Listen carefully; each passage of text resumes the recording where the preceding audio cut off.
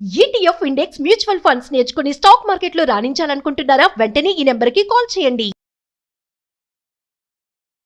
నమస్తే కళ్యాణ్ చక్రవర్తి. నమస్తే జయ గారు. నమస్తే కళ్యాణ్ గారు. రమేష్ అనే ఒక పర్సన్ నుంచి మనకు మెయిల్ వచ్చిందండి. తన భార్యతో తను పడుతున్న ఒక ఇబ్బంది, అది కూడా పీక్ స్టేజ్కి వెళ్ళిపోయింది అనమాట. సో దానికి మీ సలహాలు సూచనలు కావాలని చెప్పి మనకు మెయిల్ చేశారు. సో కాల్ చేశానండి, మాట్లాడదామండి తప్పకుండా. మీరు మాట్లాడాలి, మీ సలహాలు వినాలి, తర్వాత స్టెప్ తీసుకోవాలి అనే స్టేజ్లో ఉన్నావే నేను మనకి ఎపిసోడ్ కింద కన్వర్ట్ చేస్తున్నానండి. ఎందుకంటే ఎలాంటి నిర్ణయం తీసేసుకుంటారో, ఏం జరుగుతుందో అనే ఒక ఆలోచన మళ్ళీ. నమస్తే అండి రమేష్ గారు, నేను జయానండి, అందమైన జీవితం ప్రోగ్రామ్ నుంచి కాల్ చేస్తున్నాను. మేడం నమస్కారం మేడం. నమస్తే అండి, నమస్తే. మీరు మెయిల్ చేశారు, సో నేను డాక్టర్ గారితో మాట్లాడాను. నాతో పాటు డాక్టర్ కళ్యాణ్ చక్రవర్తి గారు కూడా ఉన్నారు. ఓకే మేడం, మాట్లాడతాను మేడం. ఒక్కసారి మీ సమస్యని బ్రీఫ్ గా మాట్లాడండి. రమేష్ గారు నమస్తే. నమస్తే సార్. నమస్కారం సార్. నమస్కారం సార్. చెప్పండి రమేష్ గారు, ఏంటి సమస్య, ఎవరి గురించి, ఎంతకాలం బట్టి? సార్ నాకు మా భార్యదే సమస్య సార్. నాకు ఏంటంటే 10 సంవత్సరాలు అవుతుంది సార్ మాకు మ్యారేజ్ అయ్యి.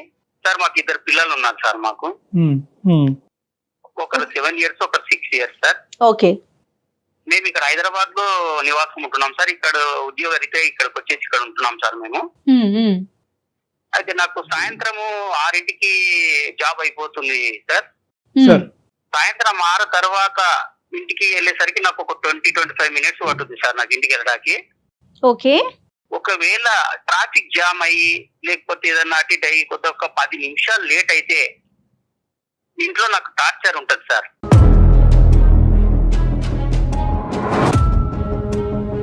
ఏంటంటే ఎక్కడికి వెళ్ళావు, 10 నిమిషాలు ఎక్కడికి వెళ్ళావు నువ్వు, 10 నిమిషాలు ఎక్కడికి వెళ్తారు, ఎందుకు తొందరగా రాలేదు, ఇలాంటి టార్చర్స్ మొదలైతాయి మేడం.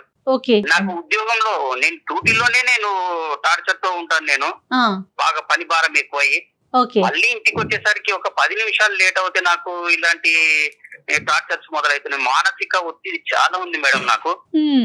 ఒకసారి నేను మామూలుగా ఒక మాట అనేసి నేను డ్యూటీకి వెళ్ళిపోయాను సార్. మార్నింగ్ నేను వెళ్ళిపోయేసరికి మళ్ళీ ఈవినింగ్ వచ్చేసరికి ఇంట్లో ఒక చీటీ రాసి పెట్టి ఉంది, తాళం వేసి ఉంది సార్.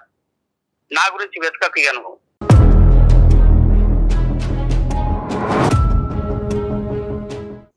నేను ఎక్కడికైనా వెళ్ళిపోతున్నానని.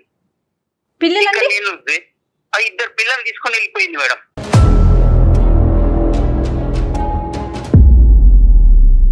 కాదు, ఏంటి సార్ సంఘటన, ఏం జరిగింది, దానికి ముందు ఏమైంది? మామూలుగా టీ అడిగాను సార్ నేను. ఆ టీ అడిగిన దానికి కూడా అంటే మామూలు అంతకంటే ముందు రోజు ఏమంటే 10 నిమిషాలు లేట్ వచ్చాను సార్ నేను డ్యూటీ నుండి. మళ్ళీ లేట్ గురించి, లేట్ అయ్యారనేదే? లేట్ అయ్యే దానికి మామూలు చిన్న చిన్న సమస్యలు సార్. ఇవి పెద్ద సమస్యలు కావు సార్. చిన్న సమస్యలకి అవి పెద్దగా చేసుకొని నాకు మెంటల్ టార్చర్ పెట్టేస్తుంది సార్. ఎక్కడుందండి, వాళ్ళ ఇంటికి వెళ్ళిందా? లేదు సార్, వాళ్ళ ఇంటికి వెళ్ళలేదు సార్. మళ్ళీ ఎక్కడ హైదరాబాద్ లోనే ఉంది సార్. సార్ రైల్వే స్టేషన్లు వెతికాను, తర్వాత ట్యాంక్ బండ్ దగ్గర వెతికాను. అదే కదా మరి, మనుషులు కనిపించకపోతే అది ఎంత కంగారు. నరకం లేండి, అది నరకం. తర్వాత సార్, తర్వాత ఇంకా ఎలాంటివి ఏమైనాయి? నేను టీ పెట్టియమంటే టీ పెట్టడానికి వెళ్ళి మామూలుగా చిన్న గొడవతో స్టార్ట్ అయ్యి మామూలుగా చీర కొంగు మన స్టవ్ పైన పెట్టి పడేస్తుంది సార్.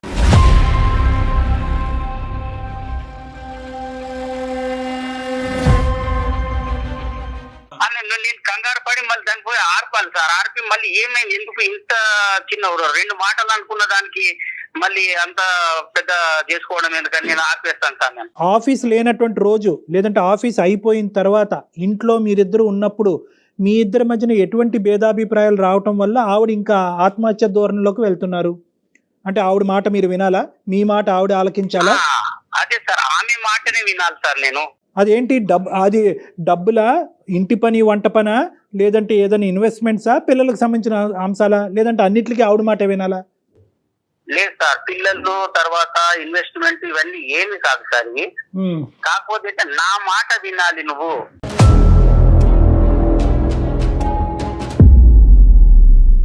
పెళ్ళైన దగ్గర నుంచి ఇంతేనా? పెళ్ళైన దగ్గర నుంచి ఇంతే మేడం. మామూలుగా ఒక 2-3 నెలలు మామూలుగా ఉన్నారు మేడం. ఎన్ని సంవత్సరాలు అవుతుందండి మీకు పెళ్ళయి? 10 సంవత్సరాలు అవుతుంది మేడం. 2 పిల్లలు. ఇప్పుడు మా వాళ్ళు ఉన్నారు సార్. మా వాళ్ళ దగ్గరికి నేను వెళ్ళాను అనుకోండి, మా అక్క చెల్లెళ్ళ వాళ్ళ దగ్గరికి వెళ్తే ఎందుకు వెళ్ళావు అనేటువంటి గొడవ స్టార్ట్ చేస్తారు సార్. వాళ్ళ దగ్గరికి వెళ్ళొద్దు, నేను ఎవరి దగ్గరికి వెళ్ళొద్దు, నేను ఎవరితో మాట్లాడకూడదు. మాట్లాడినా ఎందుకు మాట్లాడావు ఈ అనుమానంతో మళ్ళీ ఇంటికి వచ్చిన తర్వాత ఏమన్నది సార్, మళ్ళీ 10 తర్వాత ఇలాంటి టార్చర్ స్టార్ట్ చేస్తుంది సార్. 10 తర్వాత టార్చర్ స్టార్ట్ చేసిన తర్వాత 11, 12 అవుతుంది సార్ మాకు ఈ గొడవ, చిన్న చిన్న గొడవలు. ఇంట్లోంచి వెళ్ళిపోవటం ఒకటి, చీర కొంగ ఏమొచ్చి స్టవ్ మీద వేసి తను హామ్ చేసుకునేటటువంటిది ఇంకా ఏమైనా ఉన్నాయండి ఇలాగా? ఇంకా ఉన్నాయి సార్. మామూలు వంట రూమ్ లో వెళ్తా సార్, వంట రూమ్ లో వంట చేసుకుంటూ చాప్ తీసుకొని పోసేసుకుంటుందండి.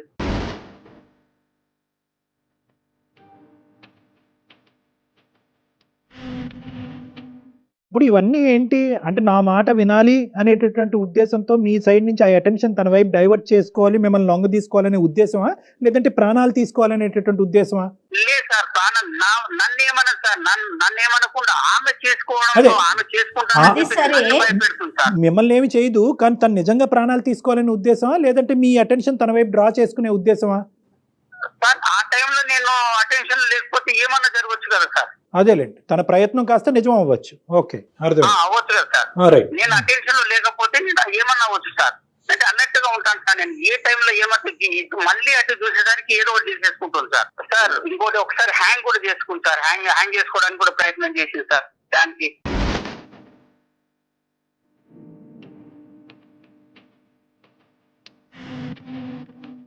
ఆవిడ ఇంత భయంకరమైనటువంటి స్టెప్స్ తీసుకోవడానికి మీరేమి ఆవిడ్ని రెచ్చగొట్టే ప్రయత్నం లేదంటే మాటలతో ఏమన్నా ప్రోత్సహించి ఆ విధంగా ఏమన్నా చేస్తున్నారన్నట్టు మీకేం అనిపించట్లేదా? నేను ఏం చేయను సార్, నేను అలాంటివి కూడా ఏం చేయను సార్. ఆమె చెప్పినట్లే వింటాను. ఎప్పుడన్నా ఇలాగా జరిగినప్పుడు ఏమన్నా కొంచెం ఒక మాట ఏమన్నా అన్నప్పుడు నా మాటనే వినాలి నువ్వు. మీకేమన్నా అలవాట్లు ఉన్నాయా సార్? మీకేమన్నా అలవాట్లు ఉన్నాయా, డ్రింకింగ్ కానీ స్మోకింగ్ కానీ? లేవు సార్, నాకు అలాంటివి ఏం లేవు సార్. సార్ నేను ఇంట్లోనే ఈ బాధపడుతున్నాను సార్. నేను బయట అవన్నీ ఎఫెక్ట్ చెల్లబెట్టుకుంటాను సార్ నేను. అదే అర్థమైంది నాకు.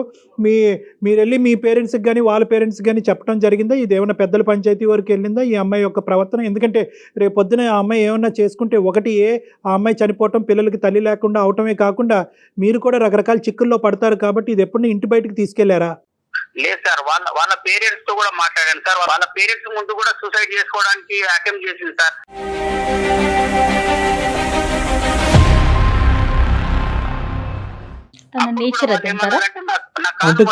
అల్లుడు గారు మీరు కొంచెం మా అమ్మాయిని జాగ్రత్తగా చూసుకోండి అని చెప్పారు సార్. సో తను సరదాగా నవ్వుతూ ఉండే సందర్భాలు ఉంటాయండి ఆవిడకి? ఎప్పుడైనా నవ్వుతూ సంతోషంగా ఉంటాయా, లేదంటే ఎప్పుడు బాధలు, గొడవలు, చనిపోవటానికి థ్రెట్స్ ఇలాంటివే ఉంటాయా? అలా ఉండదు సార్ ఎప్పుడు. కాకపోతే ఏంటంటే ఎప్పుడు నేను చెప్పినట్లు వింటే హ్యాపీ సంతోషంగా ఉంటుంది సార్. ఆమె చెప్పినట్లు వినాలి, రైట్. ఆమె ముందు కూర్చోవాలి, ఆమె చెప్పిందే చేయాలి. ఇంట్లో ఫైనాన్షియల్ గా అంటే మొత్తం ఇల్లంతా ఎవరు చూసుకుంటారండి? తనే హ్యాండిల్ చేస్తారా మీరా? తనే హ్యాండిల్ చేస్తుంది మేడం. డబ్బులంతా తనే చూసుకుంటారు, ఎవరికి ఇవ్వాలన్నా ఏం చేయాలన్నా. సో ఇంకొక పాయింట్ మీరు ఏం చెప్పారంటే కనుక గొడవ పడతారు కానీ మిమ్మల్ని తిట్టడం కానీ, అసభ్యకరంగా తిట్టడం కానీ, మిమ్మల్ని హాని చేయడం కానీ అవి చేయదు. ఏం చేస్తారు, నన్ను ఏమన్నది సార్. కాకపోతే ఏంటంటే ఆమె ఏమన్నా చేసుకుంటే నాకు భయం సార్. నాకు ఒక మానసికమైనటువంటి ఒత్తిడికి లోనయ్యాను సార్ నేను. ఆఫ్ కోర్స్ అది భయంకరమైనటువంటి నరకం లేండి. ఎందుకంటే ఆఫీస్లో కూర్చోలేరు, ఇంట్లో కూర్చోలేరు, ఎక్కడ నిలబడలేరు. తనకు కావాల్సినటువంటి విధానం భర్త పాటించాలి అంటే కనుక తన ప్రాణాలు తీసుకోవటం గురించి కూడా తను వెనకాడదు. తన బాధ్యత ఏంటి, పిల్లలకి తల్లి ఏంటి, రేపొద్దున నిజంగా తను చేసేటటువంటి అటెంప్ట్ నిజమయ్యి తన ప్రాణాలు పోతే కనుక రేపొద్దున వచ్చే పరిస్థితి ఏంటి అన్నది కూడా అమ్మాయికి అర్థం కావట్లేదు. మరి ఒకసారి ఆవిడతో ఏమైనా మాట్లాడదామంటారా? ఆవిడ ఫోన్ ఏమండి మీ వైఫ్ తో ఏమైనా మాట్లాడొచ్చా? మనం డాక్టర్ గారితో మాట్లాడించొచ్చా? వద్దు మేడం. మళ్ళీ నన్ను ఇంటికి వెళ్ళిన తర్వాత నన్ను ఏం చేస్తూ నాకు భయం వేస్తుంది మేడం. నాకు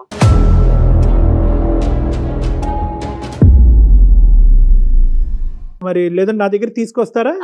పోనీ పర్సనల్ గా తీసుకెళ్తారా? అసలు రావాలి కదా తను.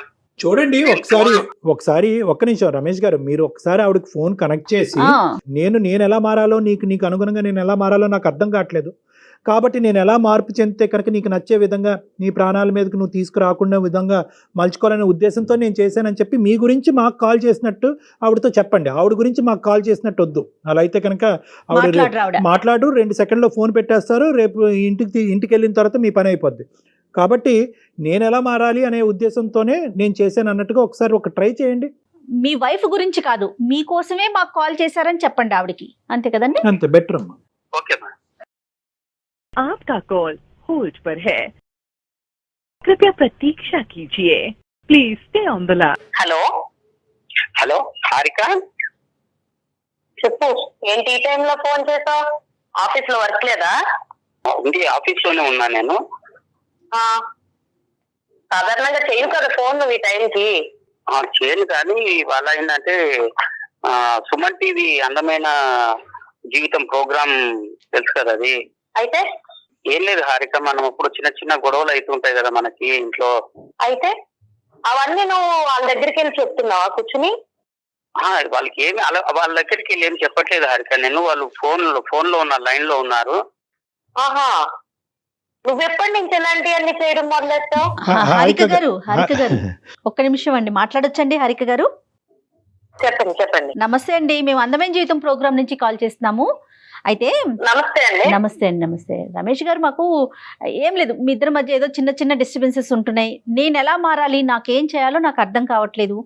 ఇది పీక్ స్టేజ్కి వెళ్ళక ముందే ఒక్కసారి డాక్టర్ గారి సలహా ఇస్తే బాగుంటుంది. కాదండి, అవన్నీ నాకు చెప్తే సరిపోతుంది కదా, మీ అందరికి చెప్పాల్సిన అవసరం ఇక్కడ అందరూ అంటే ఎవరు లేరండి, మీరు జస్ట్ ఫోన్ కాల్ లో అదే ఉన్నారంటే. హారిక గారు, ఒక్క నిమిషం. ఫోన్ కాల్ లో అయినా సరే అతను ఈ రోజు ఏంటంటే ఇప్పుడుకొచ్చి మీ ఇద్దరి మధ్యన ఉండేటటువంటి పరిస్థితిని ఎవరికి వివరించలేదు, ఎవరికి చెప్పుకోలేదు. ఇది మీరు కూడా అంగీకరిస్తారు కదమ్మా?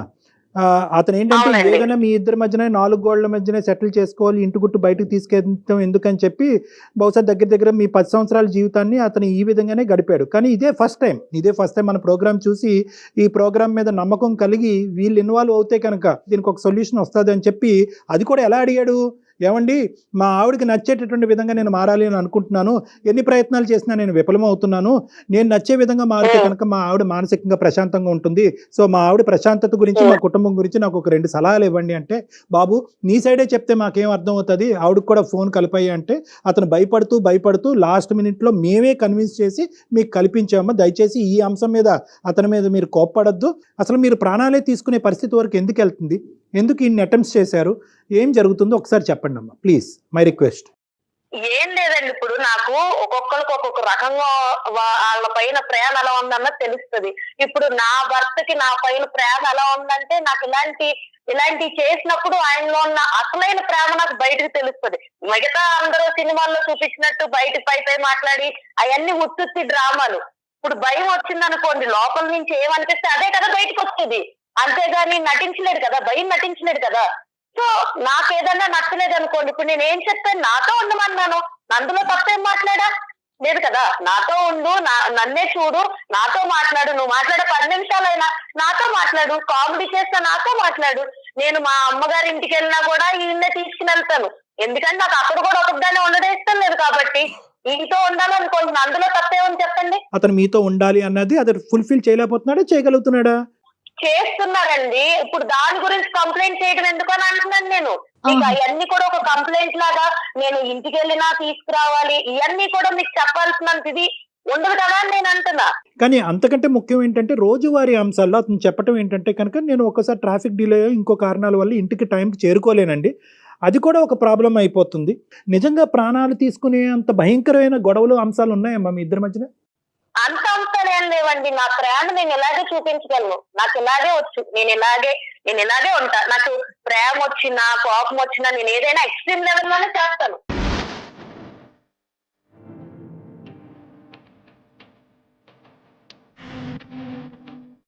నేను అలా లేనండి, చిన్నప్పటి నుంచి నేను ఎలాగే పెరిగాను. మరి దాని వల్ల పక్కన ఉన్న వాళ్ళకి ఇబ్బంది కలుగుతుంది కదండి. కాదమ్మా, ఒక నిన్ను హింసించుకోవటం అనేది ఒక అలవాటు ఎలా అవుతుందమ్మా?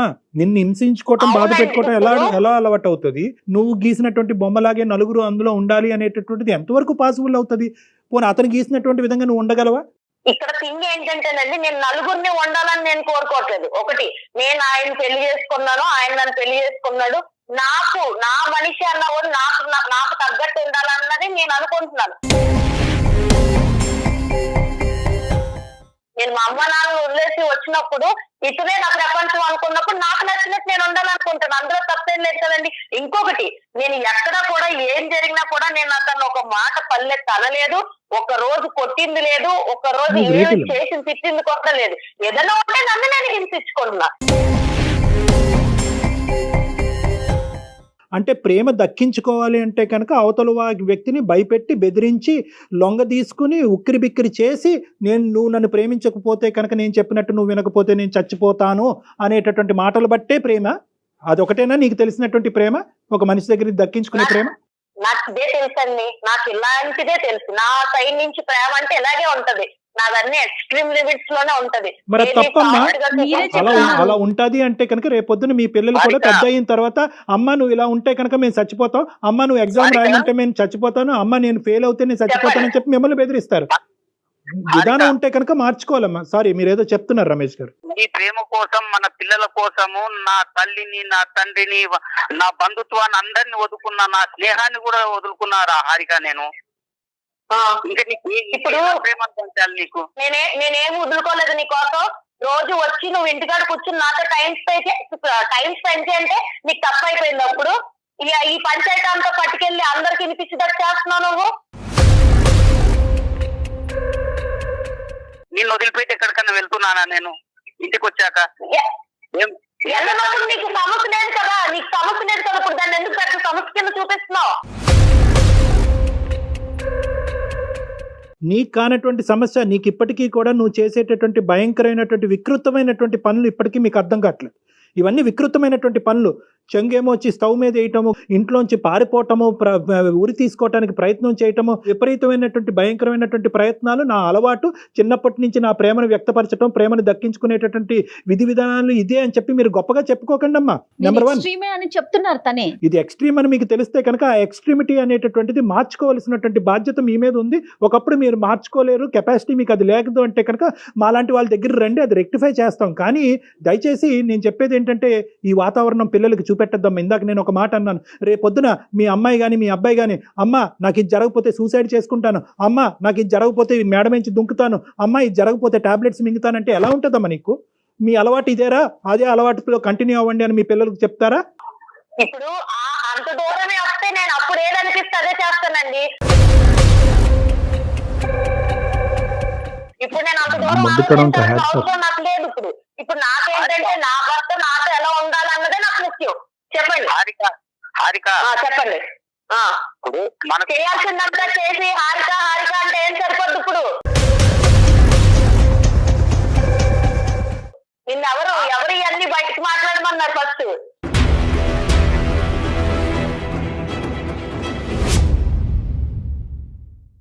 లేదు కాదు హారిక, మనకు పెళ్లి అయి 10 సంవత్సరాలు అయిపోయింది, 2 పిల్లలు ఉన్నారు హారిక మనకి. మన పిల్లలకు నాకు గుర్తు లేదా? నువ్వు గుర్తు చేస్తున్నప్పుడు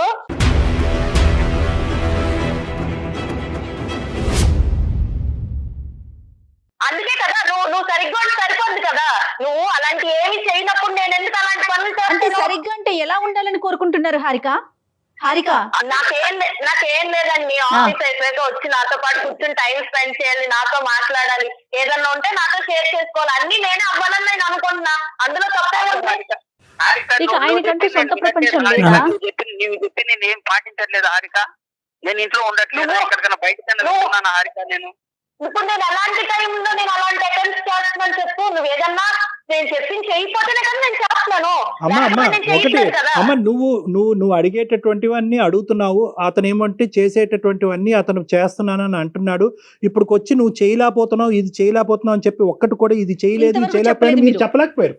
ఓన్లీ థింగ్ ఏంటంటే మీకు కావలసినటువంటి విధంగా అతను ఉన్నాడు, ఇప్పటికీ ఉన్నాడు. కానీ ఏంటంటే అతను ఏమన్నా ఆ గీత దాటి అటువైపు వెళ్తాడనేటటువంటి ఆలోచనతో ఏంటంటే మీరు అటో గీత దాటి దాన్ని బ్లాక్మెయిల్, నేను చచ్చిపోతాను అనేటటువంటి దాంతో ముడిపెట్టి ఇంకా ఇంకా ఇంకా ఇంకా లొంగ తీసుకునేటటువంటి ఒక పిచ్చి ప్రయత్నం మీరు చేస్తారు. కాదు హారిక, భయంతో లొంగ తీసుకుంటారా, ప్రేమతో లొంగ తీసుకుంటారా? ఏ వ్యక్తినైనా ఎవరినైనా ఇంత పోసగుచ్చినట్టు ఒక మగాడు కానీ ఆడదు కానీ సంసారం కాపురాలు చేయలేరమ్మా. ఇంపాసిబుల్.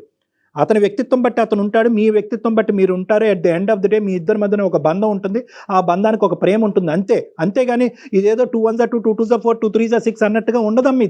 ఇది జీవితం. అది బహుశా నీకు ఎవరు చెప్పలేదు, ఇప్పుడు మేము చెప్తే అర్థం అవుతుంది అనేటటువంటి ఆస్తో నేను ఇలా చెప్తున్నాను. నెంబర్ 1.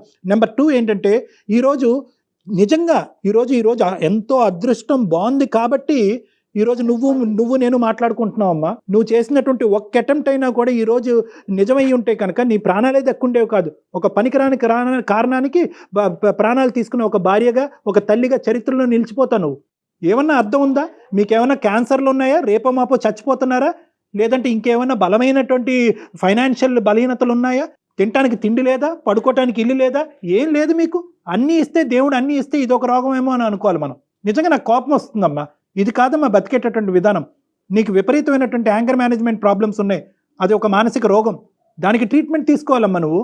నాకు ఇప్పుడు చాలా కోపం వస్తుందండి. మీరన్నీ అన్ని మాట్లాడుతుంటే నాకు కోపం అలా కదమ్మా, నిజంగా ఇంత చెప్పు వస్తుంది. కాదమ్మా, నిజంగా ఇంత చెప్పు చేతల్లో ఉండేటటువంటి మగాడు కావాలి అంటే కనుక నువ్వు ఏ రోబోనో పెళ్లి చేసుకోవాల్సింది. ఒక రోబోట్ని పెళ్లి చేసుకుని నీ చేతిలో ఒక రిమోట్ కంట్రోల్ ఉంటుంది, ప్లస్ మైనస్ అప్ డౌన్ నొక్కుంటే నువ్వు చెప్పినట్టుగా ఆడతాడు అతను. మీరు నా లైఫ్ డిసైడ్ చేయడానికి మీరు సరిపోరు కదండి. లేదమ్మా, లేదు, నేను ఓన్లీ అమ్మ ఇది కేవలం నీ లైఫ్ ఒక్కటే అయితే కనుక తల్లి అవసరం నాకు లేదు కదండి.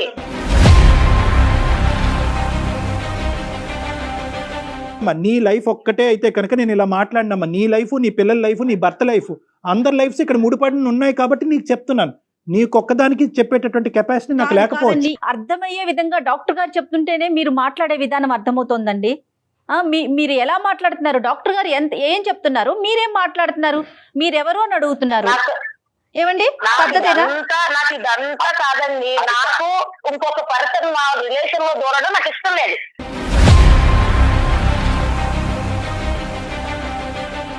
అది డాక్టర్ అయినా అవ్వండి, ఇంకెవరన్నా అవ్వండి, నాకు ఎవరు ఇష్టం లేదు. అది ఏదన్నా మీ ఇద్దరు మా ఇద్దరు ఇంకెవరు దూరడం నాకు ఇష్టం లేదు.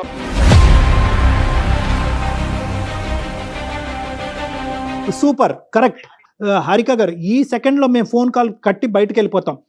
మీకు ఒక 1 వీక్ టైం ఇస్తాం. మీ ఇష్యూని రిజాల్వ్ చేసుకుంటారా? మీ ఇష్యూని మీ ప్రాణాల మీద తీసుకొచ్చుకోకుండా, సూసైడ్ చేసుకుంటాననేటటువంటి మాటలు రాకుండా, అటువంటి అటెంప్ట్లు చేయకుండా, ఇంట్లోంచి పారిపోకుండా మీరు మీ ఇష్యూని రిజాల్వ్ చేసుకునేటట్టు అయితే కనుక మాకెందుకమ్మా?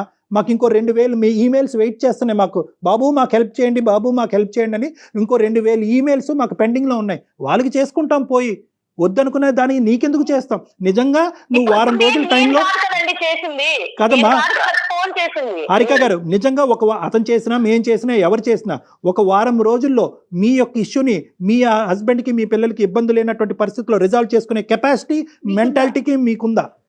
ఏది ఉన్నా అది నేను చూసుకుంటానండి.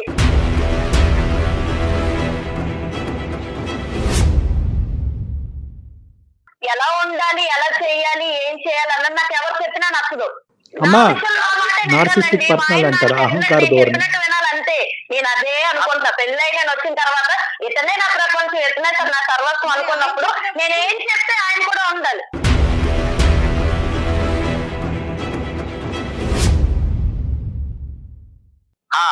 డాక్టర్ గారు మీరు వింటున్నారు కదా, వ్యవహారం రోజు ఇలాగే ఉంటుందండి. నాకు ఇంట్లో టార్చర్ నేను భరించలేకపోతున్నాను సార్. మీరు ఎలాగైనా మాకు ఈ యొక్క సమస్యకు పరిష్కారం చేయాలి సార్. రమేష్ గారు, టార్చర్ అనే పదం మీరు వాడుతున్నారు, మేము అనుకుంటున్నాం, జయ గారు అనుకుంటున్నారు.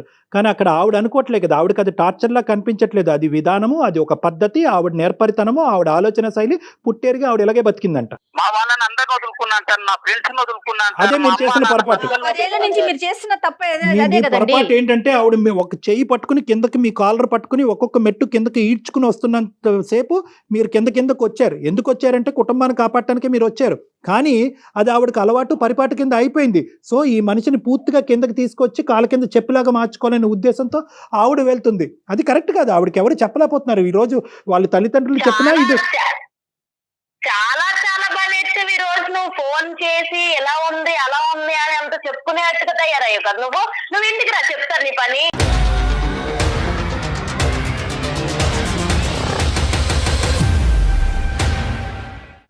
హారిక సారీ అమ్మ మేమేమైనా తప్పుగా మాట్లాడితే క్షమించండి. కానీ ఒక్క నిమిషం ఇంటికి రాస్తే చూద్దాం అని చెప్పి ఈరోజు ఇప్పటి వరకు అతను చూడలేదు అని అన్నావు. ఇప్పుడు ఏంటంటే అతను చూస్తాను అని అంటున్నావు. అతను చూస్తావో నువ్వేమన్నా చేసుకుంటావు అనేటటువంటి భయంతో మాకుంటుంది. ఒక్క 2 నిమిషాలు మనం మాట్లాడుకుందాం. ఒక్క నిమిషం హారిక. ఇప్పుడు ఇదంతా కాదండి, నాకు ఇప్పుడు కోపం తెప్పించాడు మా ఆయన. ఇవన్నీ మీకు చెప్పాల్సిన అవసరం లేదు. ఫస్ట్ థింగ్ నాతో మాట్లాడాలి, లేదా ఏదన్నా ఉన్నా ఇలా ఉంది ఇలాంటి థాట్ ఉండాలంటే నాకు ముందు చెప్పాలి. నాతో నువ్వు 190 సార్లైనా మాట్లాడాలి. నువ్వు నన్ను పెళ్లి చేసుకున్నావు కాబట్టి నాకు చెప్పాలి. ఎన్నిసార్లైనా నువ్వు చెప్పాలి. నేను వినకపోతే నాకు అర్థమయ్యేలాగా నువ్వు చెప్తూనే ఉండాలి. నేను వినకపోతే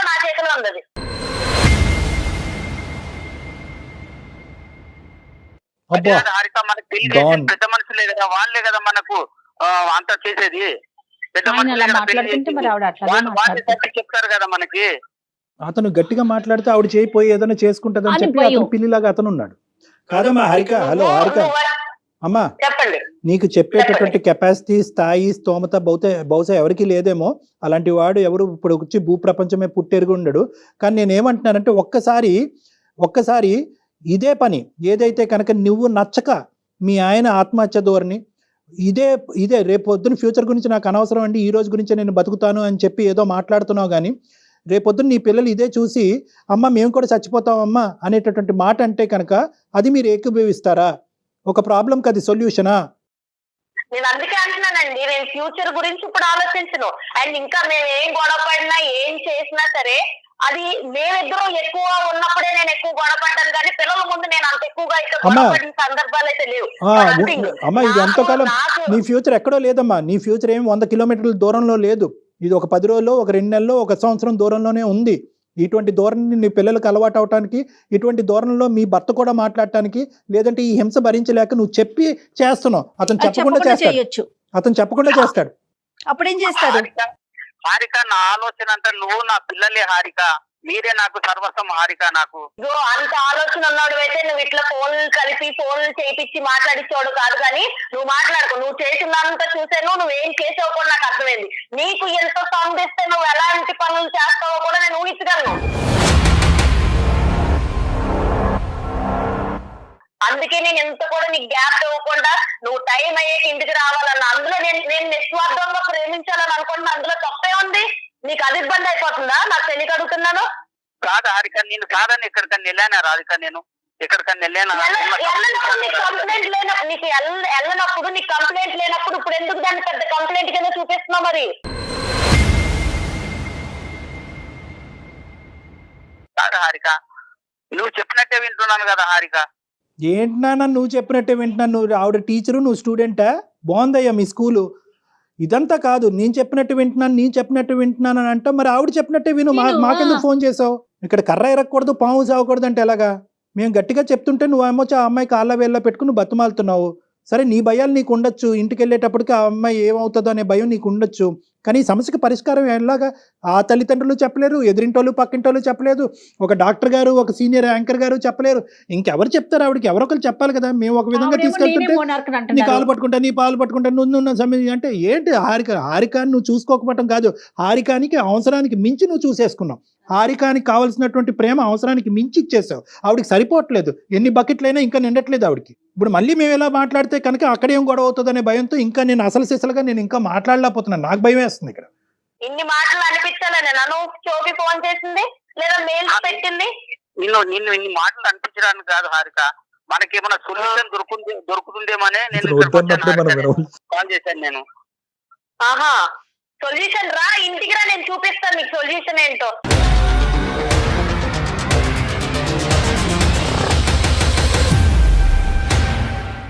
ఏం సొల్యూషన్ చేయొచ్చో, ఏం సొల్యూషన్ తయారు చేయొచ్చో నేను బాగా తయారు చేసి పెడతాను నీకోసం. నువ్వైతే ఆఫీస్ అయితే చక్కగా 6:30కి ఇంటికి వచ్చి ఏం సొల్యూషన్ ఉందని నువ్వు చూద్ది కానీ, నీ కల్లారా నువ్వు చూద్ది కానీ. థ్యాంక్ యూ సో మచ్ అండి మీ అందరికి. మీరు మాట్లాడింది నాకు హారిక అమ్మా దయచేసి అమ్మ ఒకటి, నువ్వు అతనికి ఏం సొల్యూషన్ ఏ సూప్ పెడతావో నాకు తెలియదు, కానీ నేను ఒకటే అడుగుతున్నాను. ఒక్కసారి అవకాశం ఉంటే కనుక ఈ రోజు అతను చేసినటువంటి తప్పుకి బహుశా అతను మీకు కాల్ చేసి మేమే అతన్ని ఇబ్బంది పెట్టి బలవంతంగా నీకు కాల్ చేయించడం జరిగింది. ఎందుకంటే ఎక్కడో చోట ఒక సానుకూలమైనటువంటి పరిష్కారం ఈ ప్రాబ్లంకి ఉంటుందేమో అనే ఉద్దేశంతో నేనే కలపండి అంటే అతను చాలా భయంతో కలిపాడు. ఇందులో అతను తప్పేం లేదు. బహుశా ఏదైనా తప్పు ఉంటే నాదే. నేను ఒకటే మిమ్మల్ని రిక్వెస్ట్ చేసుకునేది ఏంటంటే, ఒక్క 2-3 రోజులు శాంతియుతమైనటువంటి వాతావరణం నా క్లినిక్ వైపు నుంచి మీరు వెళ్ళేటట్టుగా అయితే ఒక్కసారి నా క్లినిక్ రండి ప్లీజ్, మనం కూర్చుని మాట్లాడుకుందాం. సరే, నాకైతే ప్రస్తుతానికి ఎవరి వాదనలు ఎవరి పరిష్కారాలు వినే ఉద్దేశం అయితే నాకు లేదు. ఈ రోజు మీరైతే మాట్లాడారు కాబట్టి థ్యాంక్ యూ సో మచ్. దానికోసం అయితే ఉంటాను. మరి